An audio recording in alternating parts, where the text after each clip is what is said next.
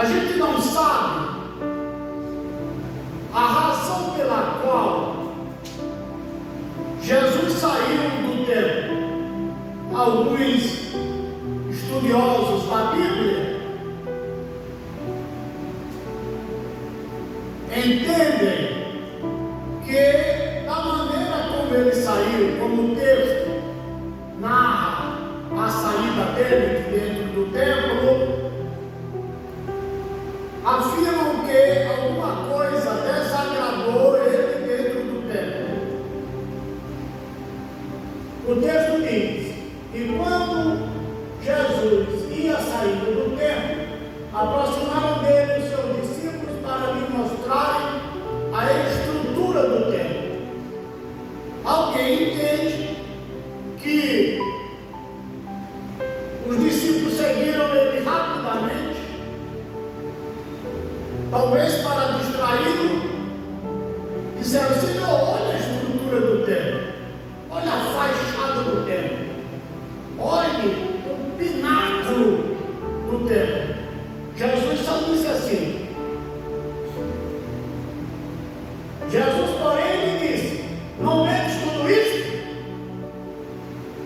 Em verdade vos digo que não ficará aqui pedra sobre pedra que não seja derrubada. Aí ele anunciou a destruição do templo e não disse mais nada. Ele caminhou para o Monte das Oliveiras. Versículo 3. E estando assentado no Monte das Oliveiras, ele deu a caminhada rápida, e assim que chegou no Monte das Oliveiras,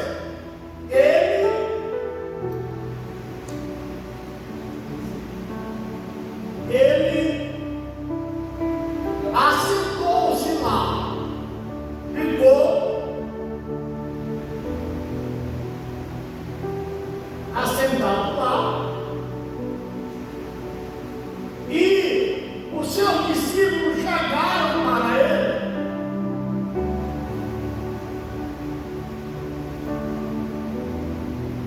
e fizeram esta pergunta. Como diz o texto: chegaram-se a ele os seus discípulos, em particular, dizendo: dize-nos, quando serão essas coisas? E que sinal haverá da tua vida e do fim do mundo?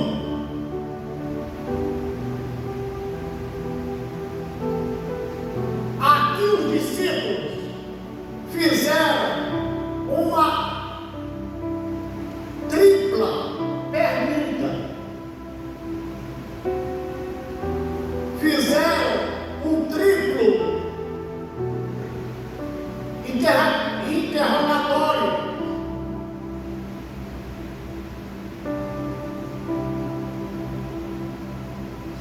Uma pergunta que inclui três, na verdade. A primeira é: quando serão essas coisas? Que coisas? Que acontecimento? Aquele faz essa pergunta baseada no que Jesus falou em relação ao templo. Quando ele saiu de lá, ele disse: não ficará, ele não disse, aqui não ficará pedra sobre pedra que não seja derrubada. Então os discípulos ficaram curiosos. E aí ele anda para o Monte das Oliveiras. Chega lá e ele se senta. E quando está sentado, os discípulos chegam e lhe faz esta tripla pergunta, começando pelo episódio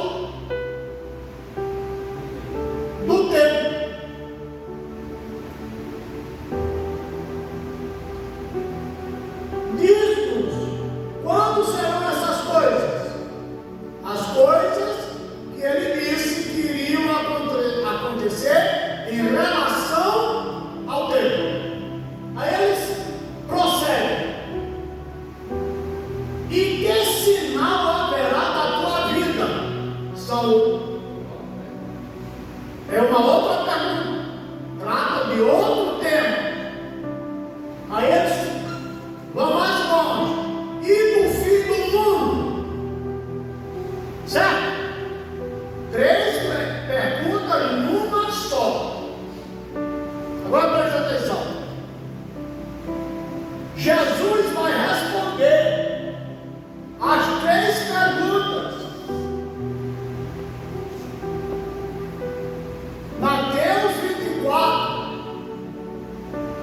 Mateus 24 e 25.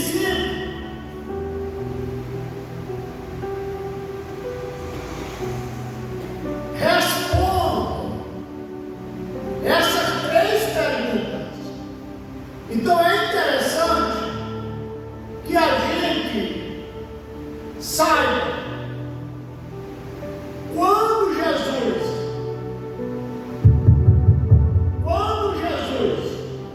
está respondendo a primeira pergunta, quando Jesus está respondendo a segunda pergunta, e quando Jesus está respondendo a terceira pergunta. O erro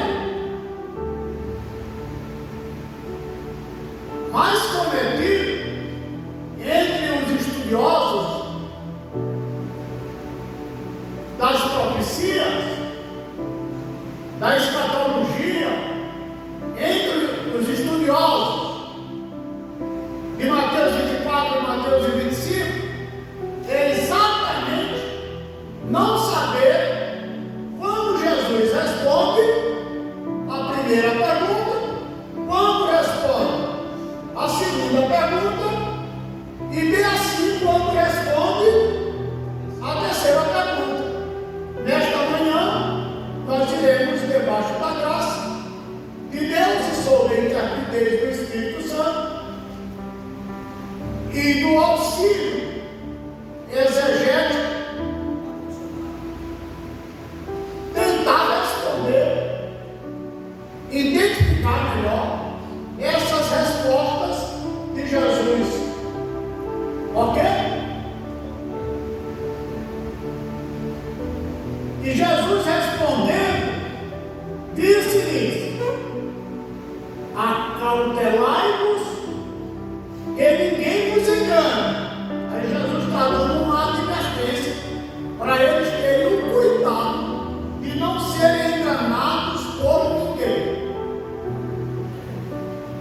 Jesus não começa pela primeira pergunta, Jesus começa pela segunda. E aí ele vai apresentar os sinais que precedem a sua vinda, o seu retorno à terra. Aí ele vai dizer: porque muitos virão em meu nome, dizendo, eu sou o Cristo, e enganarão a muitos. Este sinal que Jesus apresenta é uma advertência para os discípulos e a igreja, consequentemente, identificarem a aproximação ou a proximidade da sua volta. E desde então, começaram a surgir falsos cristos.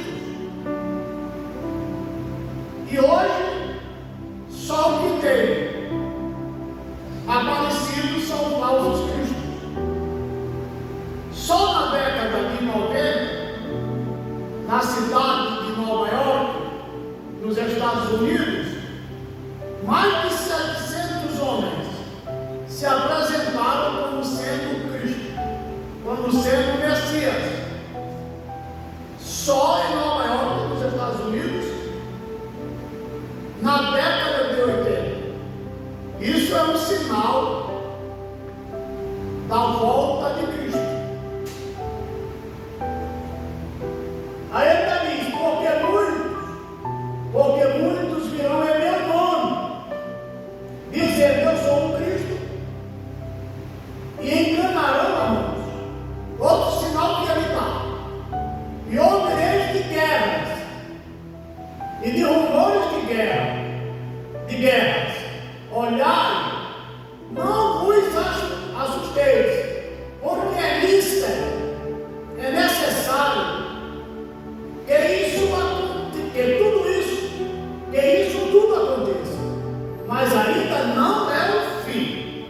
Então, esses sinais de Mateus 24, 5 e 6 não tratam de outra coisa. Tratam de quê? Da resposta, da segunda resposta. Da segunda pergunta. É a resposta da segunda pergunta. Que sinal haverá na tua vida? Não tratam de outra coisa senão em responder a segunda pergunta. Versículo 7.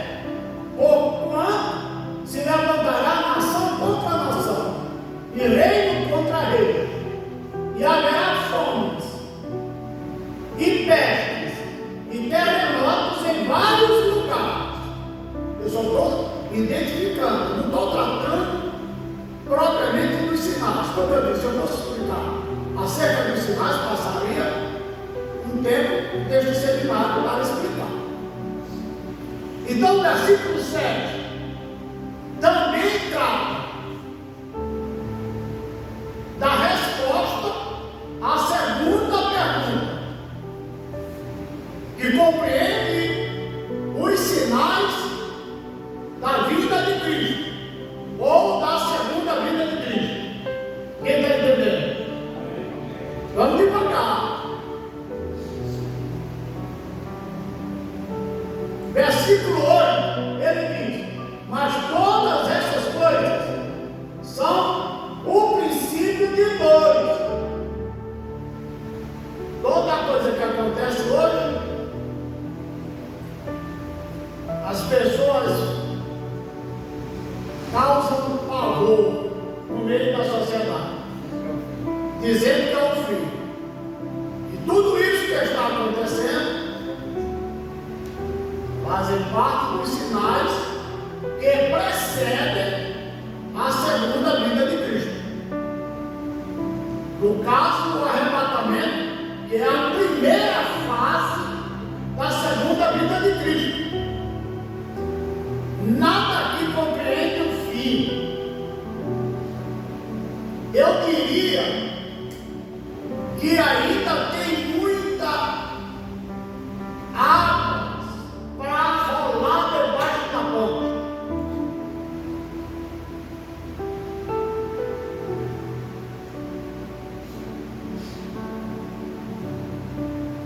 Então vos hão de entregar para seres atormentados, e matar-vos-ão, e sereis odiados de todas as nações por causa do meu nome. Isso ainda são sinais da segunda vida de Cristo. Ok?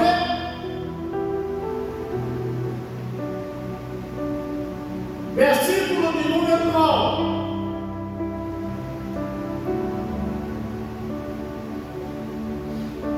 É o 9? O 10. Nesse tempo, muitos serão escandalizados e trair-se-ão uns aos outros.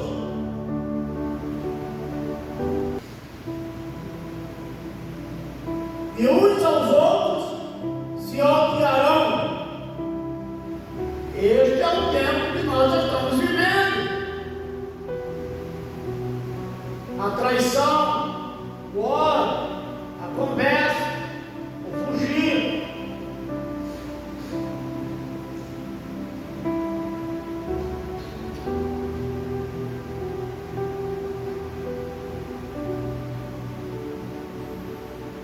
O 11. E surgirão muitos falsos profetas, além de surgir falsos cristos, surgirão muitos falsos profetas. Ele ainda não saiu de responder a segunda pergunta. Ele ainda está respondendo a segunda pergunta. Qual é a segunda pergunta? Qual foi a segunda pergunta? Que sinal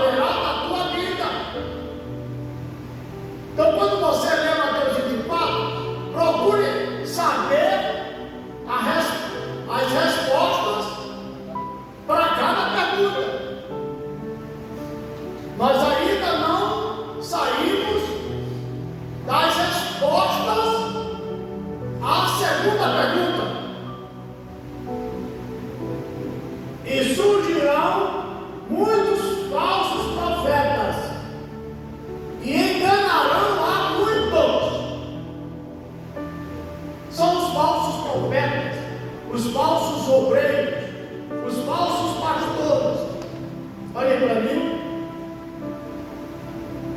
Eu diria, você está me escutando?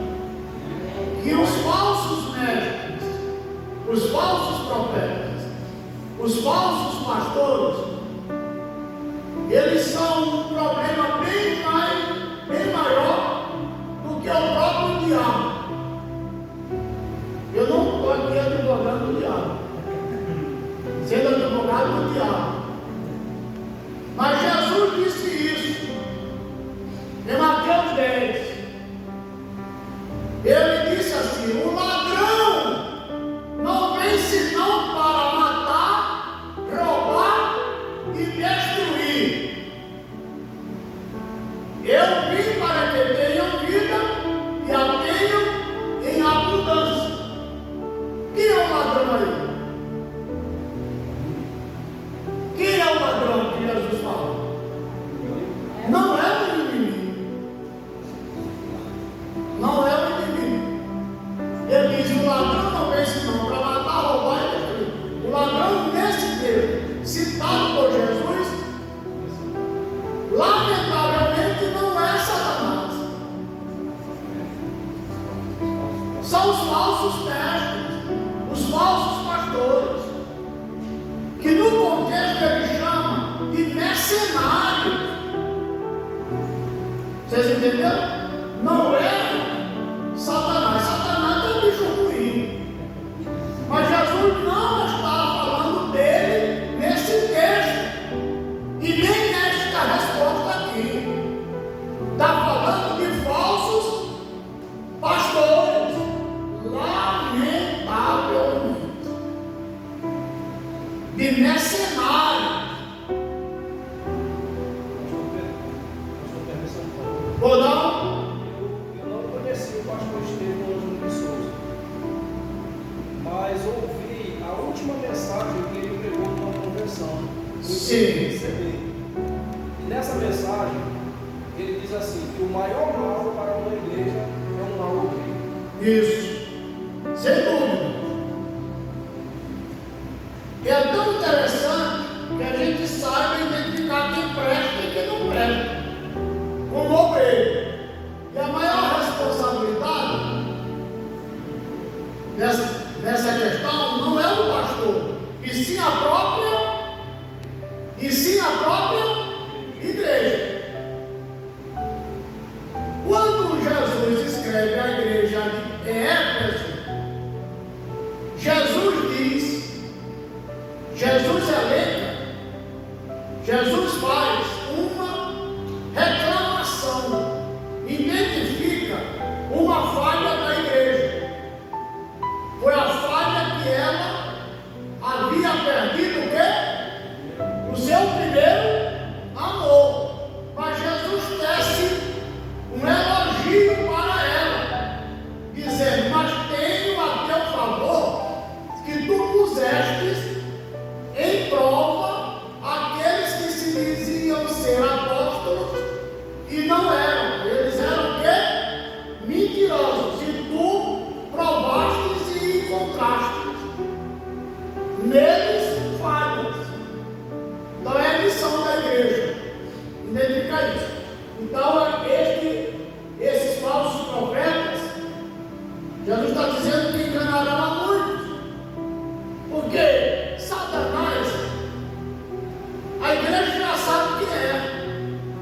Qualquer coisa que percebe, que contraria as leis de Deus, a igreja já está dizendo não para ele. Mas para um falso mestre, para um falso pastor,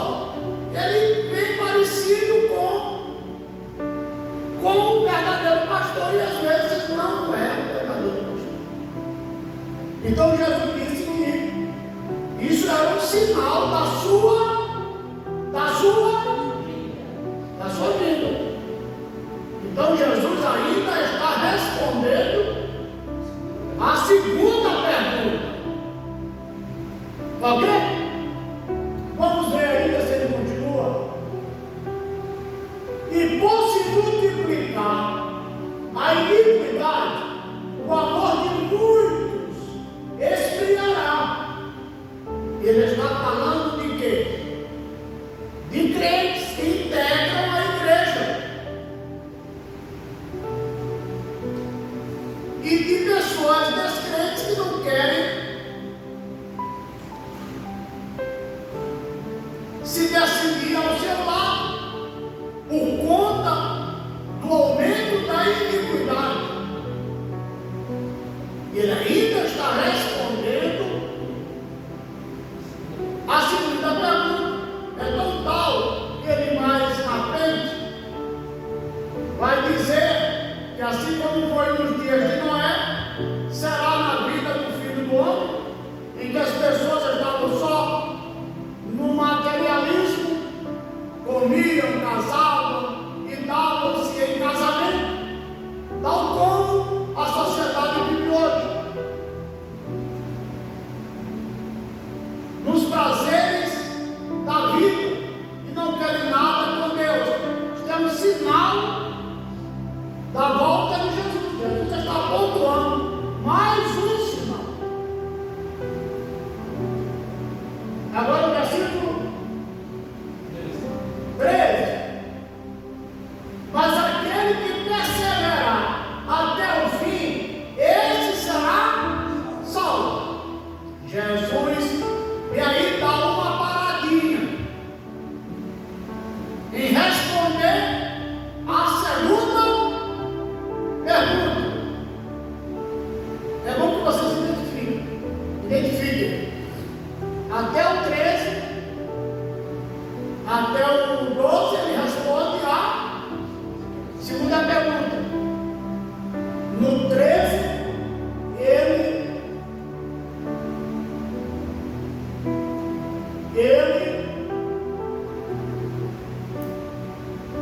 faz uma outra advertência e dá uma pausa em responder a segunda pergunta. Mais na frente ele vai responder ainda, mas aqui ele deu uma pausa nas respostas à primeira não, a segunda pergunta. Tudo isso que nós tratamos compreende as respostas de Jesus à segunda pergunta. Agora o versículo de número 14.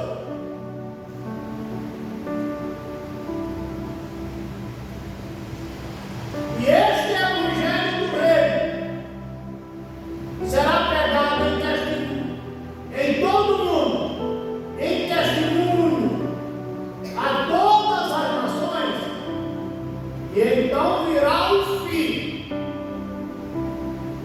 Aí Jesus responde a terceira pergunta.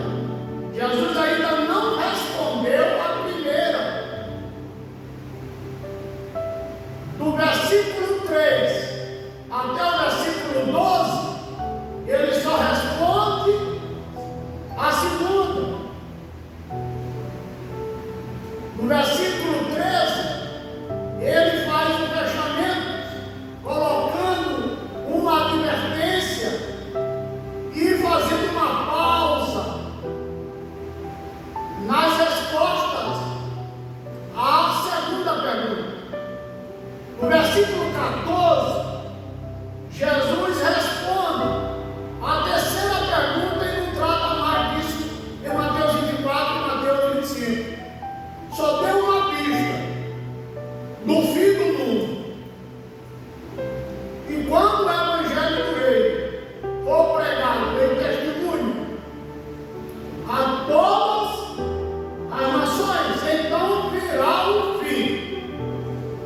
Porque o evangelho do reino está sendo pregado no período da graça, que é o período que nós estamos, que é o período da igreja. O evangelho do reino será pregado no período da grande tribulação, e o evangelho do reino será pregado no período do milênio. Então Jesus foi bastante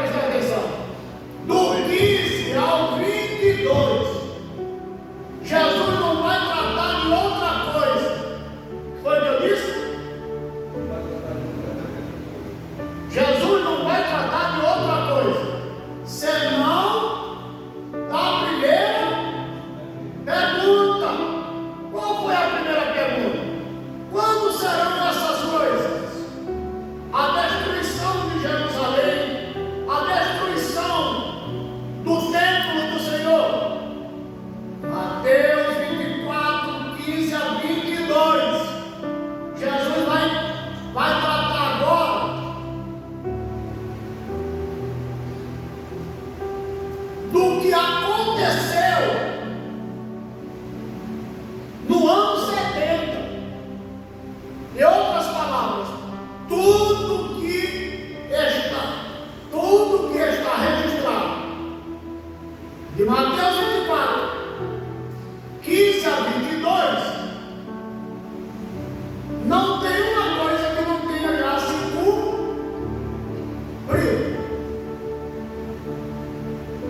Nada de Mateus 24, 15 a 22 compreende esta dispensação. Vamos lá. Quando, pois, virdes que a abominação da desolação de que falou o profeta Daniel está no lugar santo, quem lê entenda. Daniel, profeta Daniel, vaticinou a destruição de Jerusalém.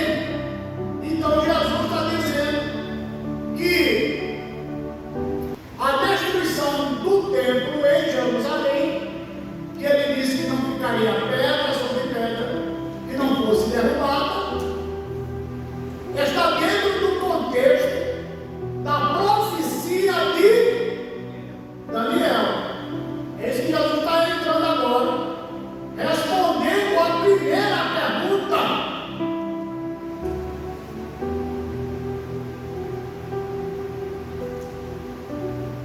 Então, os que estiverem na Judéia, veja que o contexto é a Judéia. O contexto é o povo judeu. Não está tratando de outros povos, e sim do povo judeu. Vocês não estão olhando na Bíblia? Não estão lendo? Não compreende outro povo, senão o povo judeu. Quem estivesse, então, se estiver na Judéia, fujam para os montes. Quando for acontecer, é isso que Jesus está dizendo, essa abominação, essa destruição de Jerusalém, quando vier acontecer, quem estiver na Judéia, fujam para os montes, porque a Judéia é uma região montanhosa. Então, quem estiver em qualquer parte da Judéia, escondam-se nos montes, não apareçam na cidade. Quando acontecer o cerco de Jerusalém, ok, o cerco de Jerusalém aconteceu pelo soldado, pelo exército romano, chefiado por Tito.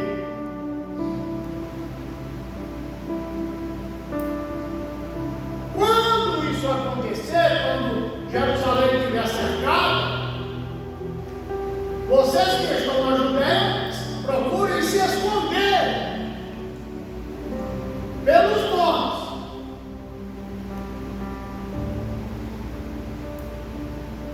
Quem estiver sobre o telhado, não desça a tirar alguma coisa de sua casa, porque as casas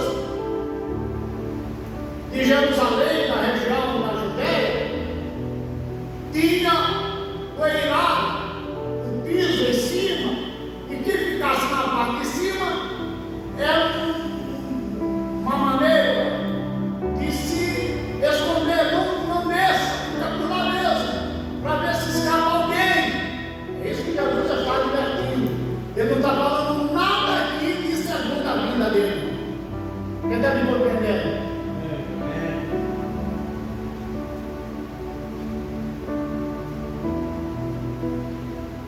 E quem estiver no campo,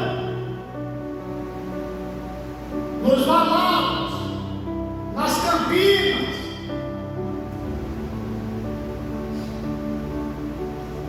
não volte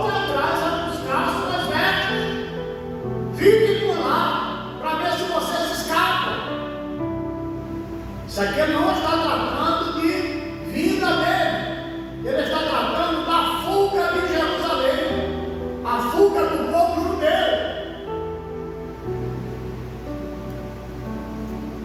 Ok. Olha aí como ele continua. Mas ai das grávidas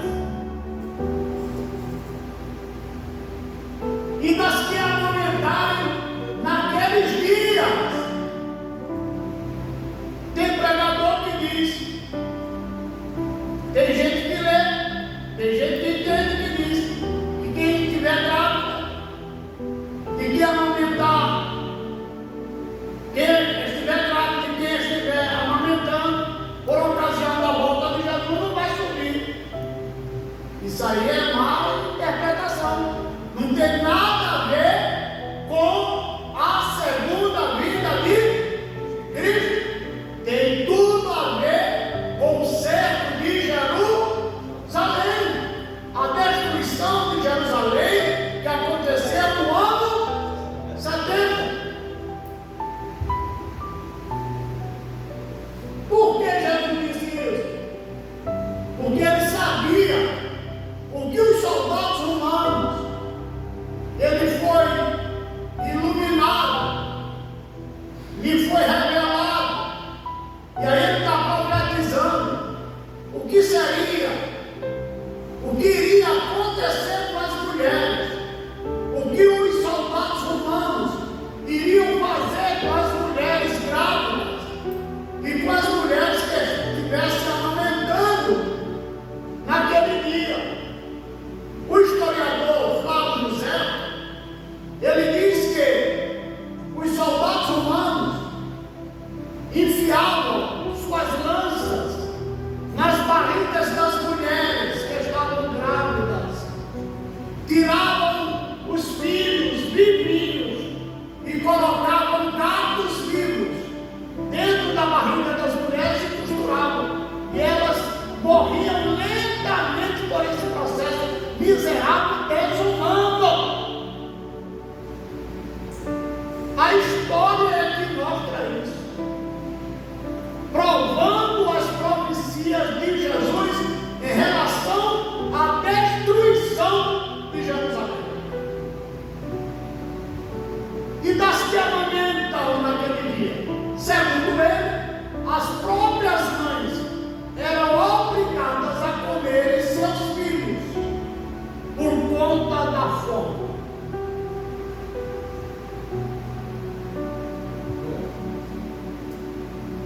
Por isso Jesus disse que antes disso e nem depois disso iria acontecer uma aflição como essa. Isso aí não trata da grande tribulação que ainda está por vir. Trata da aflição, da tribulação que aconteceu no ano 70 depois de Cristo. Versículo de número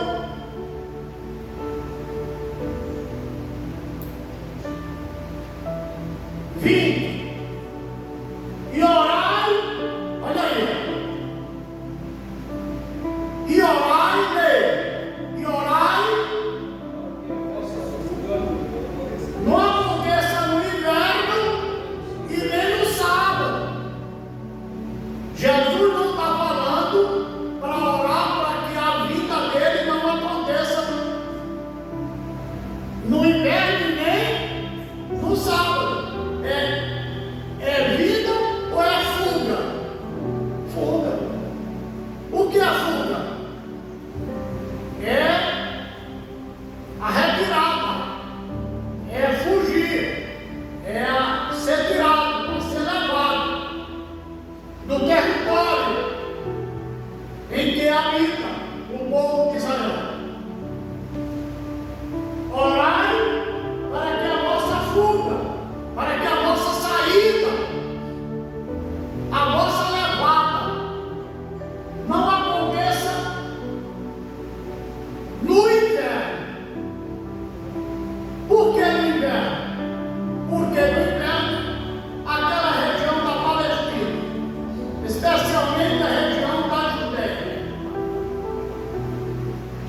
que é cheia, que é formada por vales e montanhas. No inverno, esses vales, esses vales estariam o quê? Estariam o quê? Cheios.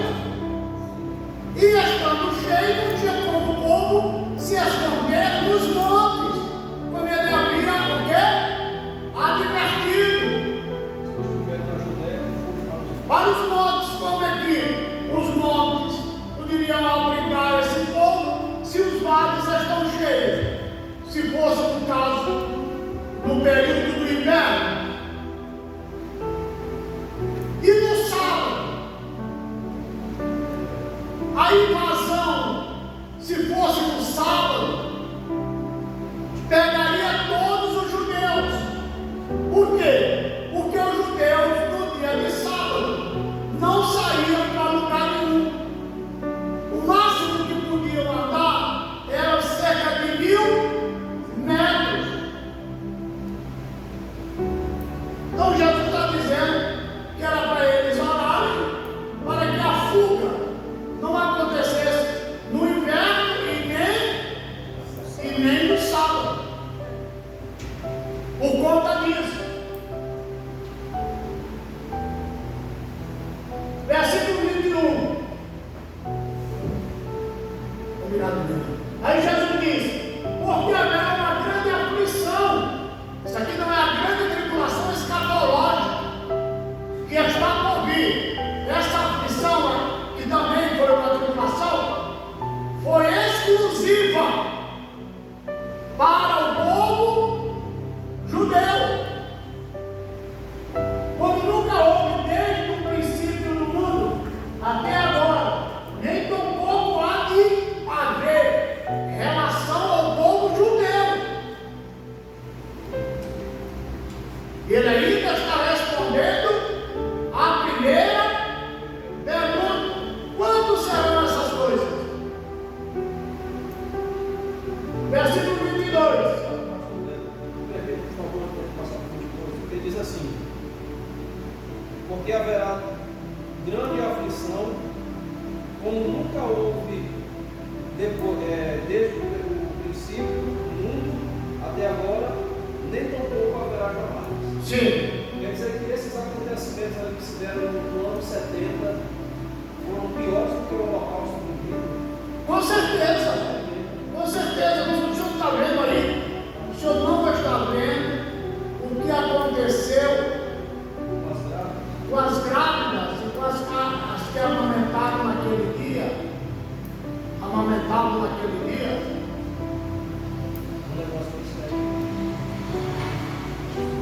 O Holocausto compreende um povo judeu espalhado no mundo. E aqui o povo está reunido no seu território. Não se compara.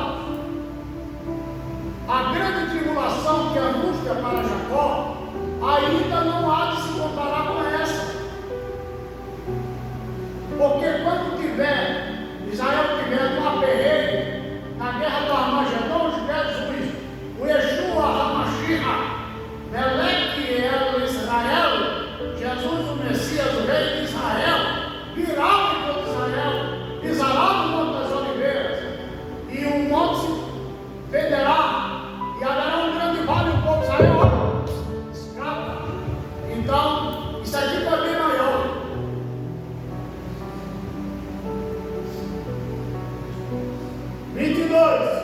E se aqueles dias não fossem abreviados, nenhuma carne se salvaria. Mas por causa dos escolhidos, serão abreviados aqueles dias. Aqui não são os dias,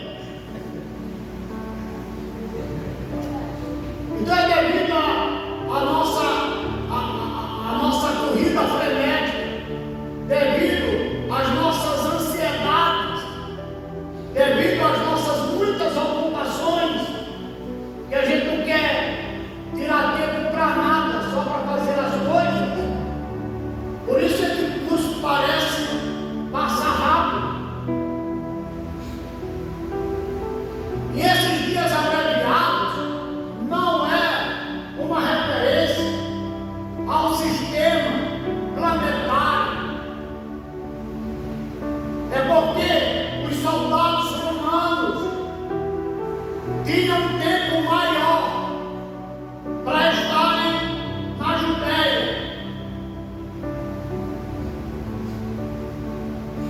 Segundo Flávio José, os soldados romanos, cansaram de mutilar judeus.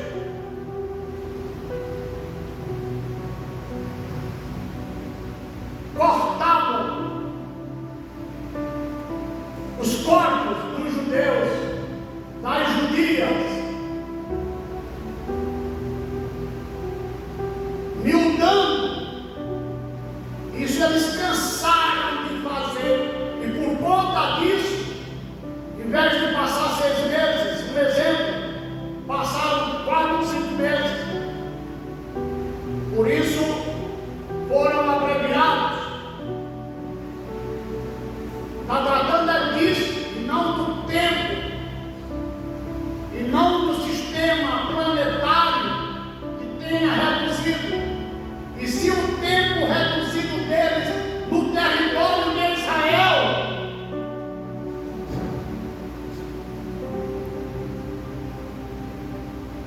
E Jesus está respondendo à primeira pergunta. Coloquemos na nossa cabeça, no nosso entendimento, que Jesus não está tratando só de um assunto. Jesus está tratando de 3 assuntos. Jesus não está tratando de um só tema. Jesus está tratando de 3 temas. Fica mais claro. Quando serão essas coisas? É um tema. Que sinal haverá da tua vida? Um outro tema. E do fim do mundo? Um outro tema. Se são 3 temas, por que querer interpretar tudo que Jesus fala só para um tema? É pura ignorância. É pura falta de conhecimento bíblico. É pura falta de leitura, de uma boa leitura. Não precisa conhecer um grego, só basta saber ler em português e fazer uma interpretação de texto como é devido.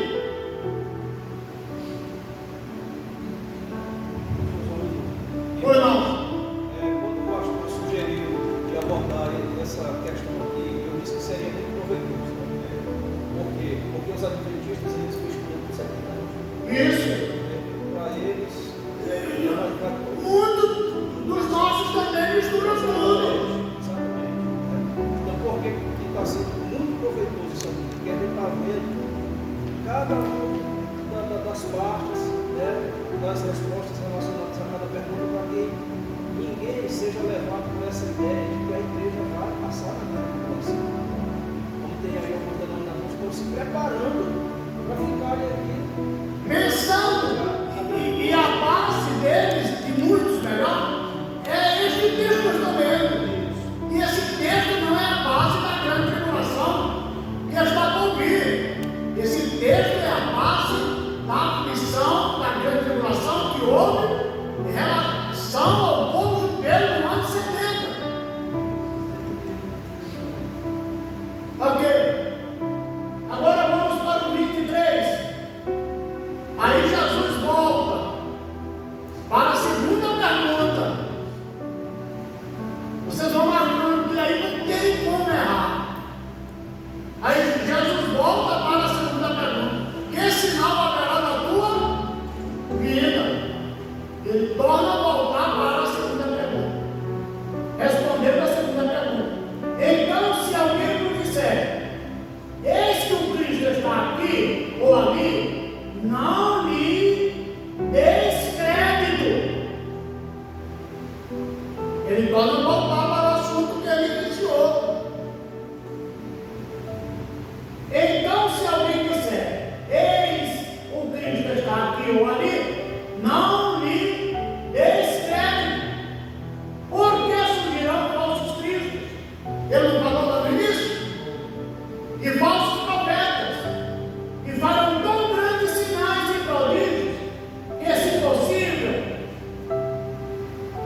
se possível fora, enganariam até os escolhidos, que são os crentes. Aí ele prossegue: eis que eu muito tenho predito.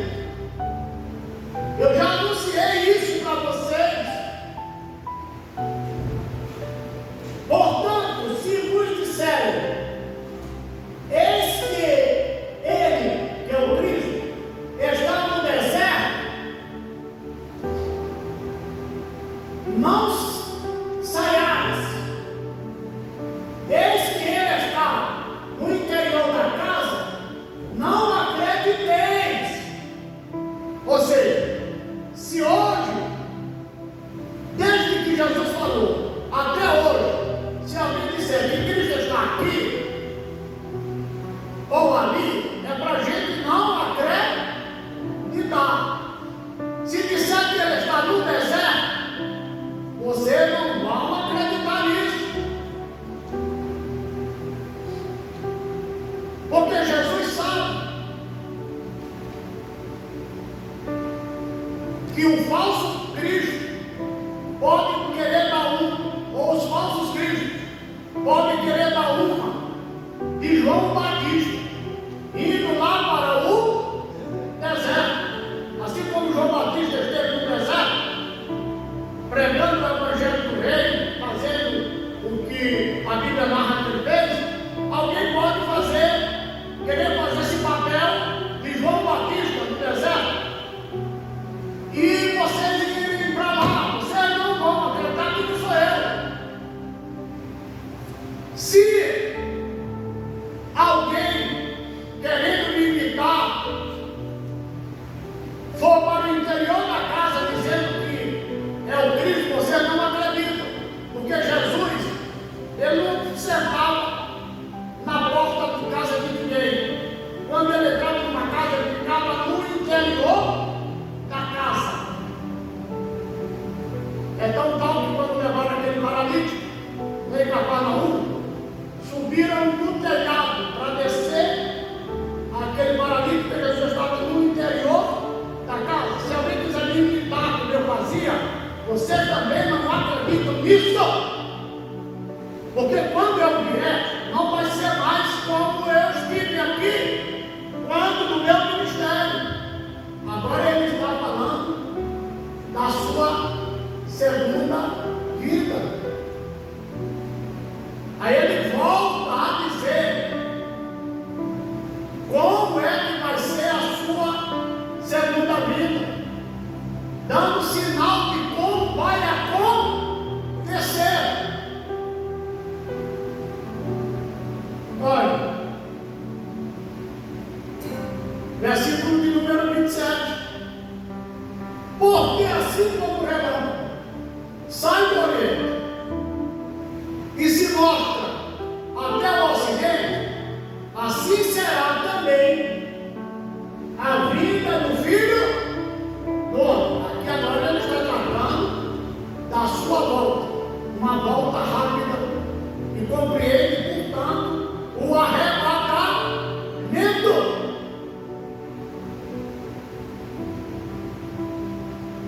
Eu queria que agora só vocês lessem Mateus 24 e 27. Aí mesmo no telão, numa voz uníssona e altissonante. Porque assim como o relâmpago e se mostra ao céu, assim será também a vida do Filho do Homem. Mateus 24 e 27 trata, olha para mim, trata de quê? Lê outra vez e me digam de que trata. Digam do jeito que está escrito. Não coloque nenhuma palavra que não esteja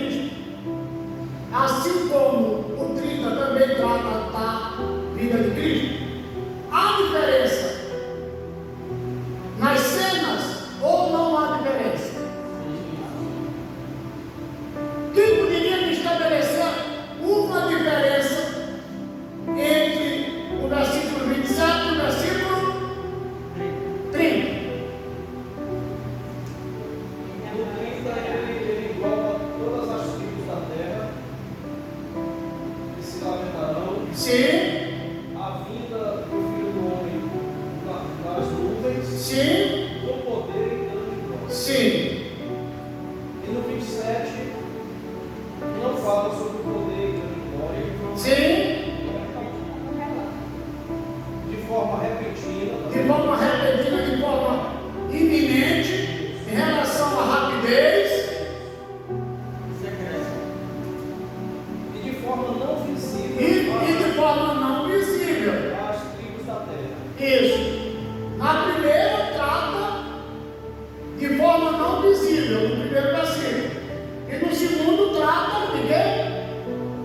De forma visível. No primeiro trata de uma forma veloz, de uma forma rápida.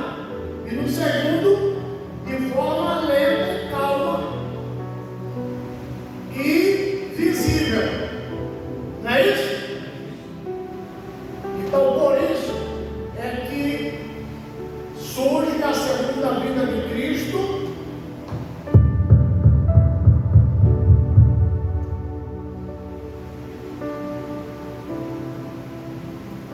Aquilo que nós denominamos de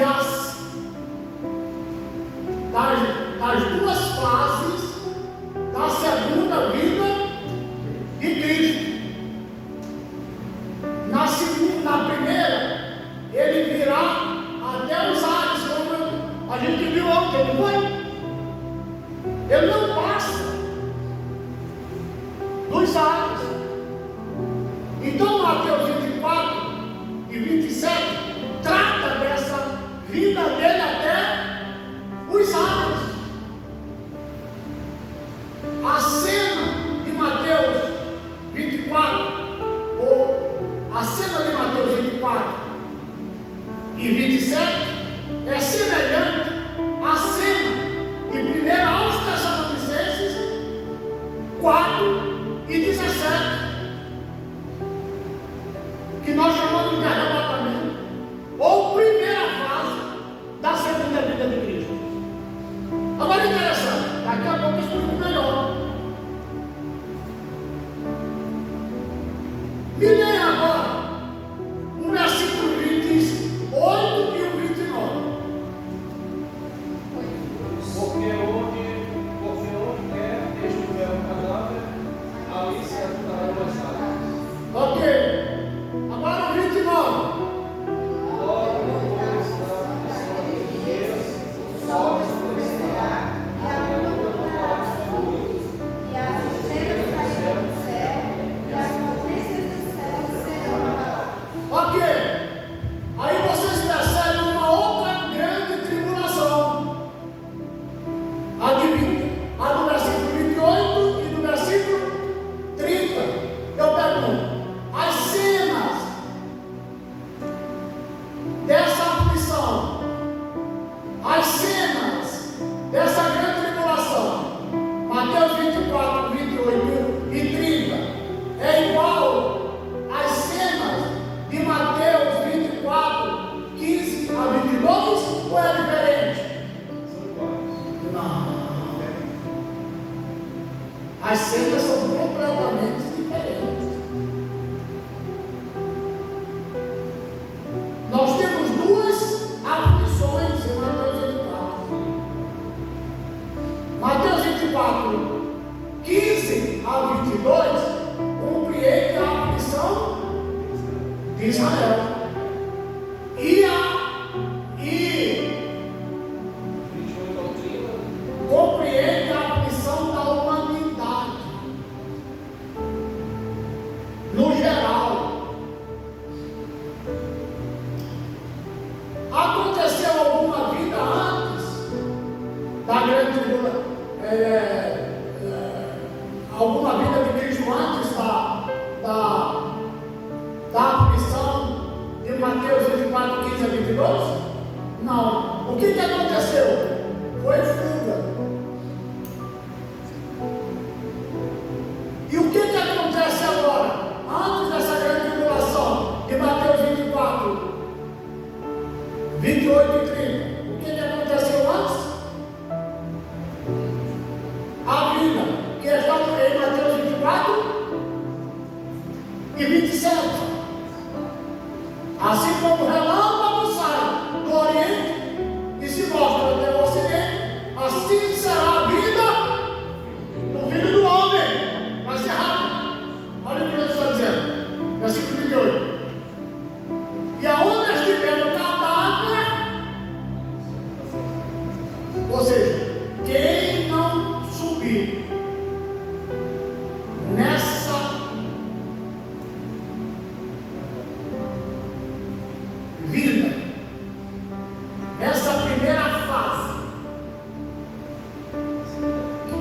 da segunda vida, que o apóstolo Paulo chama isso em 1 Tessalonicenses 4:17, que é arrebatamento.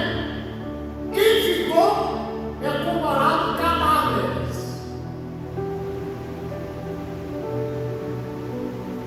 Assim como os cadáveres são motivos para as rapinas, as aves de rapina, se apoderarem delas. De igual modo, os que não forem arrebatados serão como cadáveres aonde as rapinas.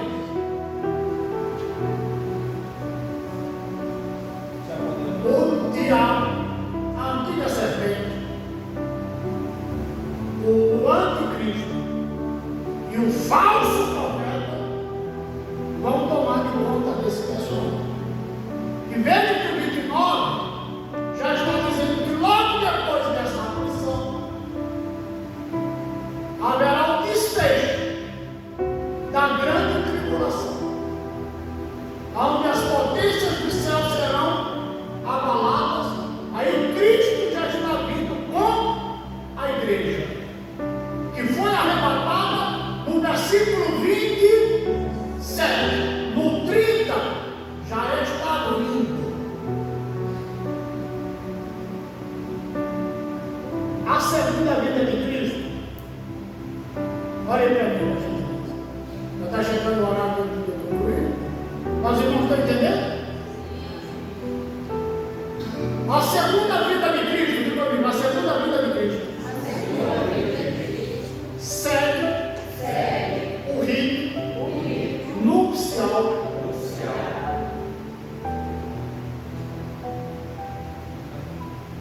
de um casamento, de uma núpcia, de um judeu no século até o século I. Um judeu, quando casava, a primeira, para casar, para acontecer o casamento do judeu, tinha que acontecer quantas coisas? 3. A primeira era o pagamento do dote, onde o judeu comprava a noiva, a esposa, pagava o preço por ela. Será que Jesus fez isso com alguém? Ele comprou a igreja, sim ou não? Ele pagou o preço? Aonde ele pagou? Qual foi o preço? O sangue. Depois que um judeu comprava a noiva, ele voltava para a casa de quem? Do seu pai. Depois de um determinado tempo, ele voltava para quem? Para encontrar a sua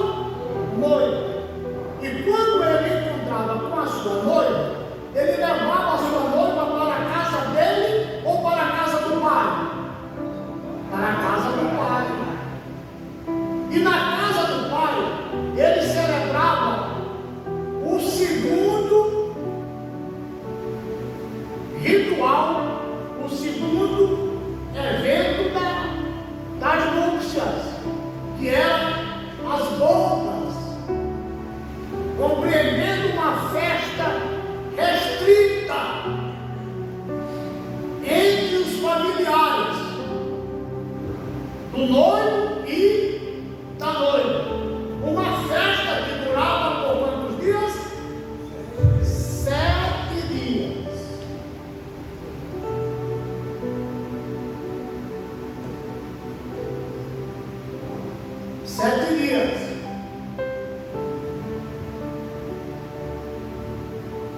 Depois dos 7 dias, era celebrado outro evento, chamado de as bodas do Cordeiro. As bodas. Eu estou querendo adiantar. Chamada ceia das bodas. Né? Então, quantos eventos? Na primeira, a compra da noiva. Segundo, as bodas na casa do pai. Depois dos 7 dias, o noivo e a noiva se apresentavam ao público, aos convidados especiais, em outro momento, evidentemente, em outro lugar, para a celebração da ceia das noivas. Então, na nossa trajetória cristã, isso é uma realidade. Cristo comprou a igreja na cruz. E por conta disso, a igreja é a sua noiva.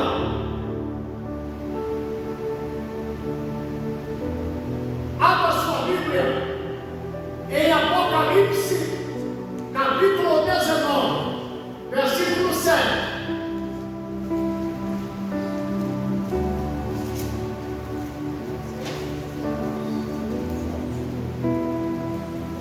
Depois de ler?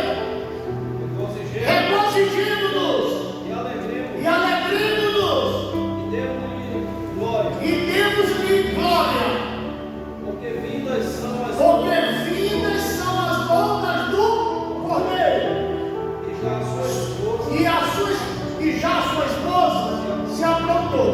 Quando a igreja se aprontar, o Espírito Santo é que está cuidando da igreja aqui na terra. E assim que ele vê que a igreja estiver preparada, o Espírito Santo e a igreja vão fazer um convite da noite comigo. O Espírito e a noiva dizem, vem. Ele virá ao encontro. Quem pode ver? Esse será um momento de regozijo, de alegria, quando a igreja for para as bodas do Cordeiro. Num espaço de 7 anos, a igreja estará no céu, com Cristo, com o Pai, com Deus Pai. Quando completar esse período, é que vai se cumprir Mateus 24 e 30. Então aparecerá no céu o sinal do Filho do Homem. Olha aí.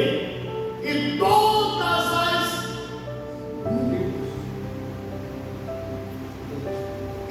tribos da terra se lamentarão e verão vir o Filho do Homem na nuvem do céu, com poder e muita glória.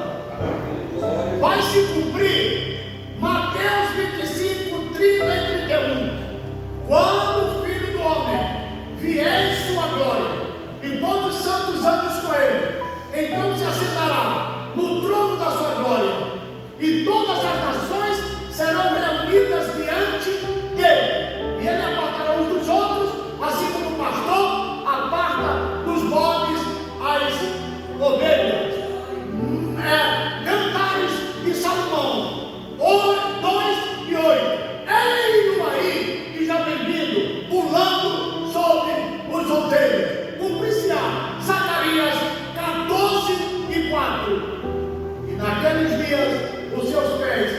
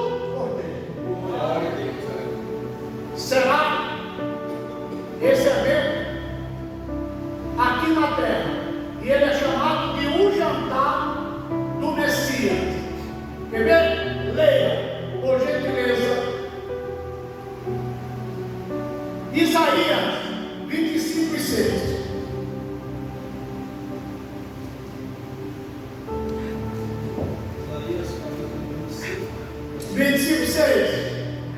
E o Senhor dos exércitos. Olha aí, ó. Pode deixar aí, eu estou cheio. E o Senhor dos exércitos. E o Senhor dos Exércitos, Jesus, Dará neste monte. dará neste monte A todos os povos. a todos os povos Uma festa uma festa com animais gordos. com animais mortos, Uma festa com vinhos puros. uma festa com vinhos puros, Com tutanos gordos. com tutanos gordos Com vinhos puros. e com vinhos puros, Bem purificados. bem purificados. É chamado o jantar do Messias. Enquanto as bodas do cordeiro será no céu, a ceia das bodas será na terra, antes de iniciar o milênio. Alguém pode dizer, mas Jesus não disse que ele não beberia mais do fruto da vide, até que bebesse no reino dos céus. É verdade, é isso mesmo. Ele não está dizendo que ele ia beber lá no céu. Ele está dizendo que beberia no reino dos céus. Porque o reino dos céus não significa dizer que vai ser no céu. Reino de Deus é porque o reino tem origem em Deus. Reino dos céus é porque o reino de Deus tem origem aonde? No céu. Trata-se de local. Não trata de local, trata de origem. Outra coisa. O próprio Jesus disse que muitos virão do Oriente e do Ocidente. São os convidados. E se assentarão com Abraão, Isaac e Jacó no reino dos céus. E aí o próprio Jesus disse que ali haverá pranto e ranger de dentes quando virdes ele, Abraão e Isaac no reino dos céus. Esse é o texto. Se fosse no céu, não haveria pranto e nem ranger de dentes. Jesus tratou disso também na parábola da ceia, quando disse que uma pessoa, um intruso, entrou nessa festa sem ser convidado e sem roupas nu, e se fosse no céu,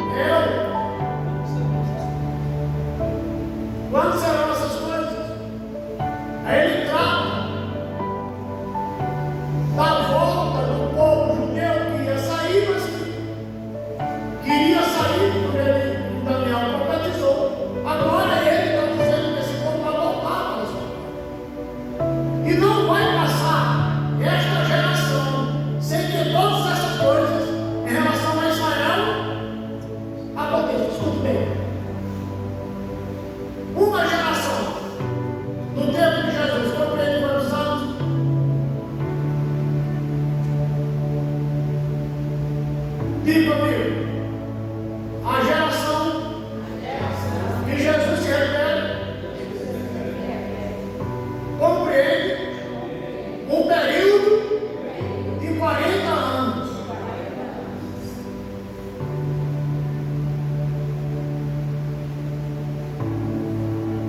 Depois de Jesus, da morte vicária e expiatória de Jesus, até hoje, já passaram quantos anos? Não, quase 2.000 anos, né? 1900, não, 1925, né? Nós estamos em 2025. 35? É 1975, aproximadamente. É? 85. É. Ok. Mais ou menos isso. Não estou sendo preciso nos cálculos que estou analisando agora. Tá? Aí, se uma geração, olha para mim, por gentileza, se uma geração completa 40 anos, por que Jesus disse que não passaria essa geração sem que todas essas coisas acontecessem? Em que ano foi que Jesus falou?